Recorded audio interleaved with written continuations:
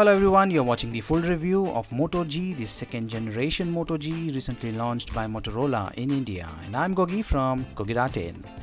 This is an upgraded version of Moto G. Let's have a quick look at the specifications as mentioned on the box. This handset sports a 5-inch screen with Corning Gorilla Glass protection supporting HD resolution, that's 720p. There are dual stereo speakers on the front, 8-megapixel rear autofocus camera. The handset comes with water-resistant coating and is powered by Qualcomm Snapdragon 400 quad-core processor, the same hardware that powered the first generation Moto G.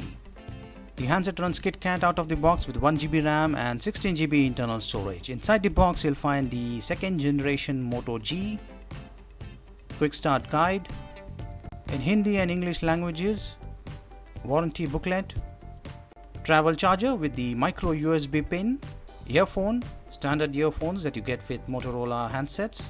Here is a closer look at the ear plug. Here is the second generation Moto G, the side view and the rear side. The rear is matte finish, feels like rubber and gives a very good grip.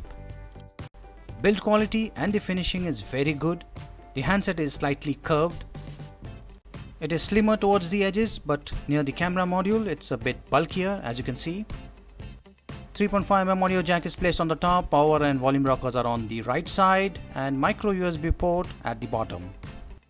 The speakers are on the front. In fact, there are two speakers, as you can see. There are no dedicated buttons here. On the top front you will find the sensors, in-call speaker and the front camera. There are dual mics for noise cancellation. The first mic is within the speaker vent and the second microphone is on the top near the 3.5mm audio jack. On the back you'll find the logo, LED flash and 8-megapixel rear autofocus camera. The back panel is with a matte finish and the sides are glossy, as you can see here. This is how you open up the back panel. The back cover is made up of plastic and is very flexible. This handset comes with a 2070 mAh battery that comes built in. This is a dual SIM handset. This is the micro SD card slot. SIM slot 1, SIM slot 2 are micro SIMs. And you can use 3G on any of these SIMs. The handset weight with battery is 148 grams. It is 10.69 mm thick. Near the camera module it's about 11.09 mm. The breadth is 70.63 mm and the length is 140.50 mm. Let's power on. Here is the Motorola animation and here is the lock screen and the home screen. Here are the menus. Touch is smooth and responsive. There are no physical dedicated buttons on this handset. Instead you'll find the on-screen navigation buttons. Here are the 3 buttons. The screen is 5 inches supporting HD resolution. Motorola Alert application comes pre-installed. You'll also find the FM radio, Quick Office and Translate app. This is how the phone dialer looks. There is no video call option. Wi-Fi direct, Wi-Fi hotspot, USB and Bluetooth tethering are supported. You can stream content on Wi-Fi devices. Of the 16GB internal storage, you get the space of about 12GB for apps. And of the 1GB RAM, you get about 407 MB free. This is on the first boot. There is built-in GPS and the lock is very fast. Viewing angles are very good. There is LED notification, a single white light, and this is how it looks. I have connected an external pen drive and have downloaded the file manager application.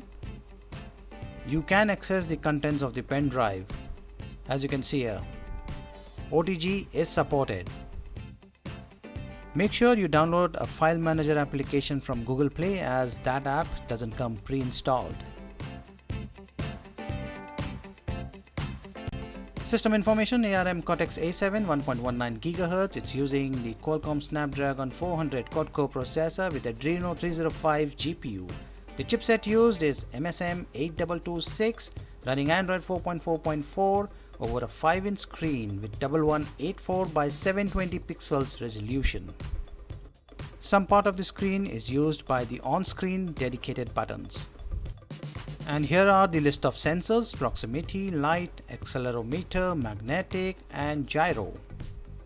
The time is 9:22, battery at 60% and the temperature at 33 degrees. Quadrant benchmark score is 8638, Antutu score is 18224. Vellamo Metal 625, multi-core 1362, browser 1616.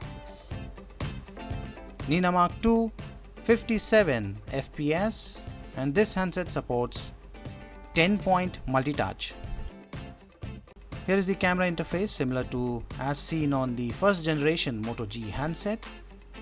This is with an autofocus camera, but make sure you enable the control focus and exposure options.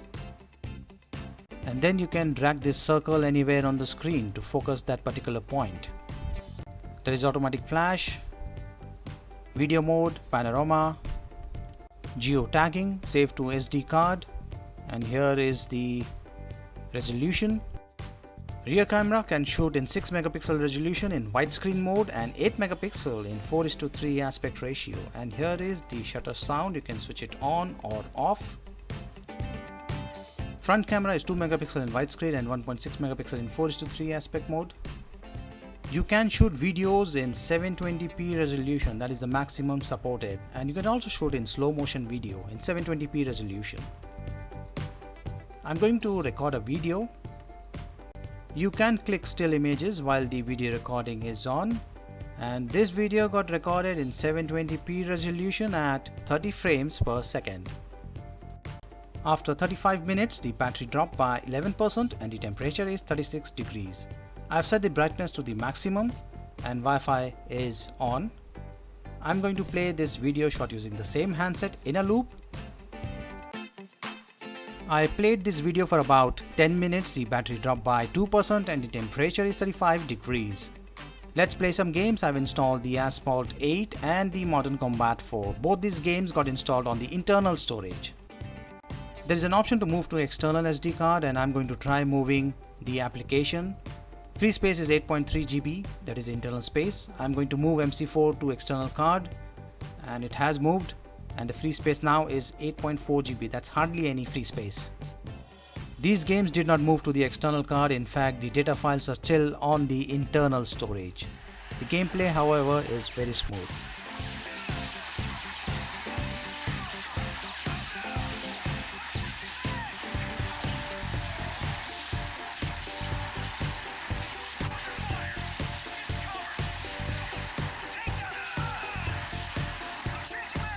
And now the Asphalt 8 set to the highest visual quality. The gameplay is again very smooth.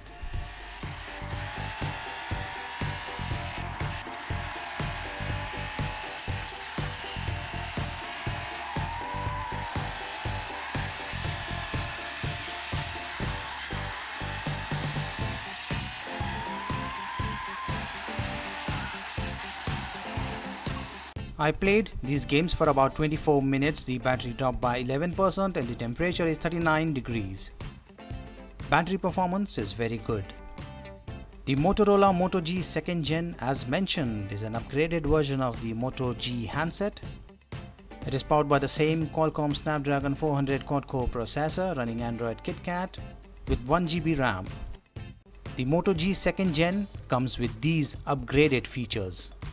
There is 16 GB storage, microSD card support, 8 megapixel rear autofocus camera, addition of gyro sensor, and a 5-inch screen with HD resolution.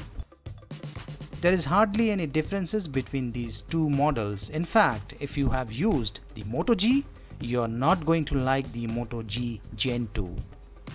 The first generation Moto G was successful because there were no competitors, but now there are. Unfortunately, there is nothing new in this handset. The camera, however, has improved as compared to the first generation Moto G. This handset is slightly bigger as compared to the first generation Moto G, and the good part is that Motorola keeps providing frequent software updates. It's not worth buying this handset if you have already used the Moto G before. This handset is priced at Rs 12,999. Do visit my website to check sample images and videos shot using this handset. If you loved watching this video, do hit the like button and don't forget to share.